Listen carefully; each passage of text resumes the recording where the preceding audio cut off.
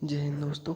आज हम इस वीडियो में सीखने वाले हैं 15 क्वेश्चन जीके के। तो चलिए सबसे पहले शुरू करते हैं। देखिए सबसे पहला मेरा क्वेश्चन ये है आप सबसे कि आप तुरंत के तुरंत याद करते चलें, क्योंकि मैं ज़्यादा क्वेश्चन नहीं लेके आया हूँ, केवल 15 क्वेश्चन है। आप याद हो तो और अच्छी बात है, अगर याद नहीं है तो तुरंत के तुरंत याद करते चलें, क्योंकि ये तो जीके कोई भी हो, बायो वाला हो, मैथ वाला हो, कोई भी, हर किसी को याद होना चाहिए थोड़े बहुत तो।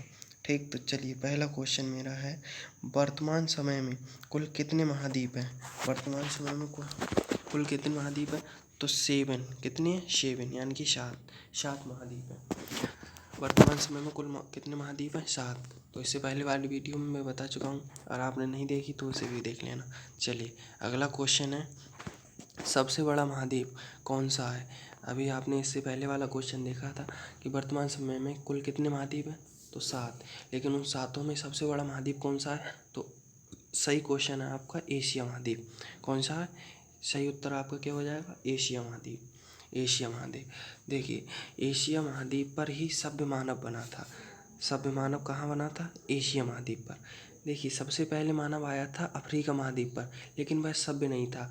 वह उसका मकान नहीं था, घर बार कुछ नहीं था, ना ही कोई जानवर पालता था, ना ही खेती करता था, तो वह सभ्य मानव नहीं था।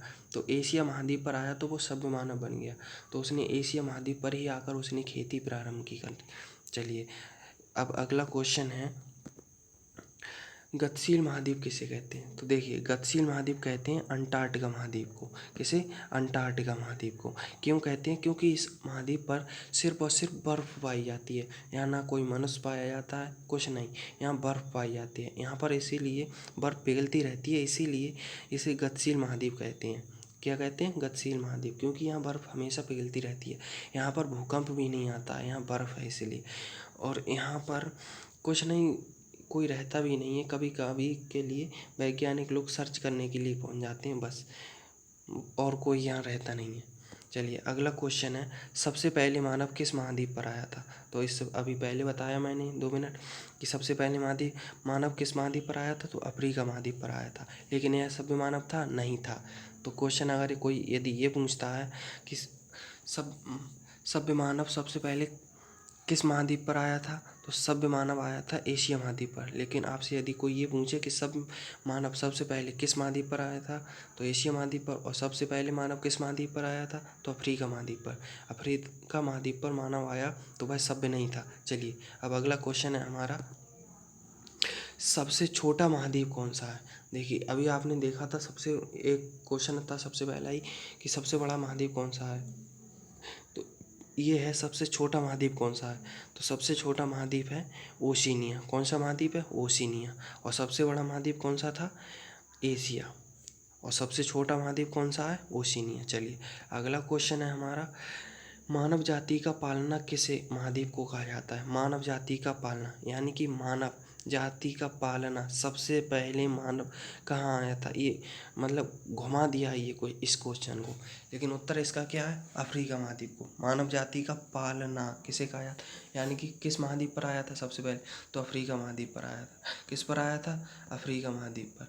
ठीक, चलिए अगला क्वेश्चन है मेरा, बिना ज्वालामुखी वाला महाद्वीप कौन सा है? बिना ज्वालामुखी वाला महाद्वीप कौन सा है? यानी कि ज्वालामुखी कुछ है ही नहीं उस महाद्वीप पर, तो वो महाद्वीप है ओशिनिया महाद्वीप। कौन सा महाद्वीप है? ओशिनिया। इसीलिए आपने अक्सर सुना होगा कि ओशिनिया महाद्वीप पर, यानी कि अफ्रीका महाद्वीप पर बहुत कम, यानी कि ना के बराबर, या ये कहें कि बिल्कुल भूकंप आता ही नहीं है यहाँ, क्योंकि यहाँ ज्वालामुखी फटते ही नहीं है तो भूकंप आता ही नहीं है। तो बिना ज्वालामुखी वाला महाद्वीप कौन सा है? ओशिनिया महाद्वीप। और देखिए एक वो भी है, वहाँ बर्फ पाया जाता है इसलिए। चलिए अगला क्वेश्चन है, बिना मरुस्थलीय वाला क्षेत्र, बिना मरुस्थलीय वाला महाद्वीप कौन सा है? बिना मरुस्थलीय क्षेत्र वाला महाद्वीप कौन सा है? तो यूरोप महाद्वीप है। यानी कि देखिए एशिया महाद्वीप में आता है भारत, तो भारत में महाद्वीप है थार का मरुस्थल। भारत में मरुस्थल क्षेत्र है थार का मरुस्थल राजस्थान में। देखिए मरुस्थल क्या होता है, यानी कि मरी हुई मिट्टी। मरी हुई मिट्टी का कहने का सेंस है कि जहाँ पर कोई फसल ना उगाई जा सके, रेत ही रेत हो, पानी नहीं आता है वहाँ, सूखा बिल्कुल, तो इसे ऐसी मिट्टी को कहते हैं मरुस्थलीय। और क्षेत्र ऐसे बड़ा हो जाता है एरिया तो उसे कहते हैं क्षेत्र। तो बिना मरुस्थलीय क्षेत्र वाला महाद्वीप कौन सा है, तो यूरोप महाद्वीप। यूरोप महाद्वीप में एक भी मरुस्थलीय क्षेत्र नहीं है। चलिए अगला क्वेश्चन है, किसी एक ऐसे देश का नाम बताइए जिसे 3 नामों से जाना जाता हो। किसी एक ऐसे देश का नाम बताइए जिसे 3 नामों से जाना जाता हो। तो आपका आंसर होना चाहिए सही, जल्दी सोचिए क्या होना चाहिए, तो भारत। देखिए भारत, हिंदुस्तान, इंडिया, हमारे देश का नाम भारत, हिंदुस्तान, इंडिया, इसे 3 नामों से जाना जाता है। चलिए अगला क्वेश्चन है, हमारे देश में वर्तमान समय में कुल कितने राज्य हैं। हमारे देश में वर्तमान समय में कुल कितने राज्य हैं, तो देखिए हमारे देश में वर्तमान समय में 28 राज्य हैं। 29 मात्र वो जम्मू कश्मीर था, लेकिन अब वो केंद्र शासित प्रदेश बना दिया गया है, यूनियन टेरिटरी। देखिए अभी यहाँ टाइपिंग में मिस्टेक हो गया है, 29 लिखा है, लेकिन हमारे देश में वर्तमान समय में कुल कितने महाद्वीप वो राज्य हैं, 28 हैं। यहाँ टाइपिंग में मिस्टेक हो गया है, इसलिए 29 लिख गया है, आप 28 याद रखिएगा, ठीक।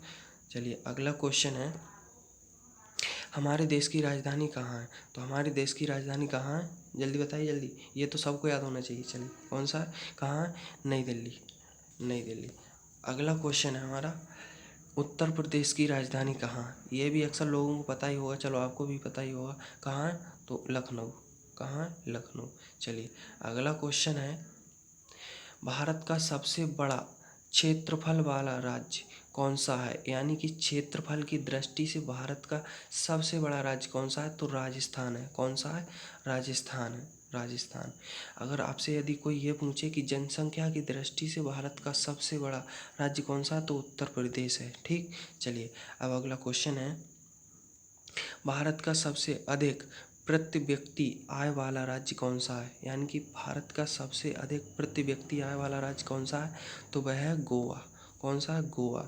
यह ध्यान रखिएगा, एक क्वेश्चन और इससे बन जाता है। और क्वेश्चन क्या बनता है, क्वेश्चन ये बनता है कि भारत का सबसे छोटा राज्य भी है।